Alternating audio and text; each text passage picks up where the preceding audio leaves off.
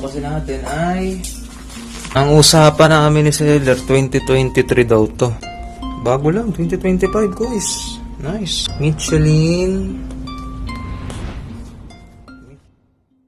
Magpapalit tayo ng mga gulong mga guys. Yan pa, merong pa yung takip dyan. Ayan. Ayan. Pansin nyo yan? Delikado na yan. Makapal pa siya pero gano'n mo, kita na yung kanyang thread. Grabe yung stock tire ng ADB, no? Bilis na. Dami niyang tama.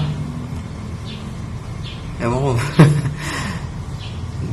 Siguro dahil dito sa kondisyon ng kalsada dito, no? Makapal pa pero daming tama. Delikado na to mga quiz. Wala pang 10 mil, no?